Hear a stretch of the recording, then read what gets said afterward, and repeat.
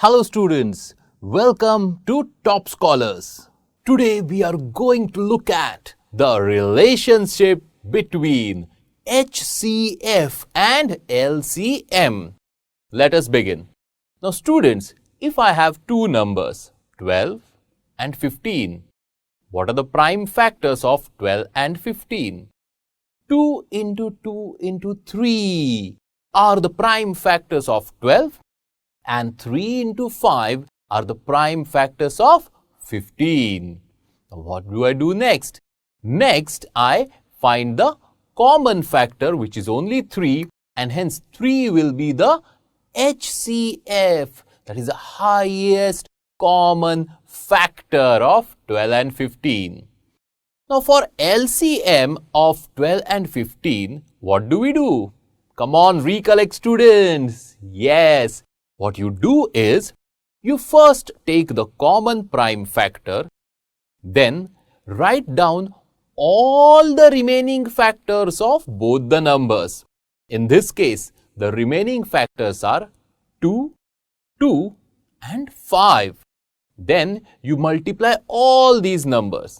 That is, the common factor 3 into 2 into 2 into 5.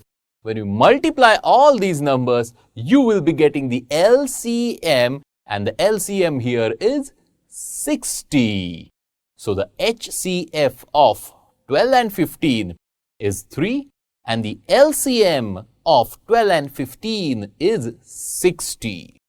Now, what is the relationship between HCF and LCM? The relationship is like this. First number was 12. Second number was 15. HCF was 3 and the LCM was 60. What if we find the product of the given two numbers? 12 into 15, I get 180. What if I find the product of HCF and LCM? That is 3 into 60. Oh, it is again 180. What does that mean? Wow, I understand. Yes, that is, product of the two numbers is equal to the product of HCF and LCM.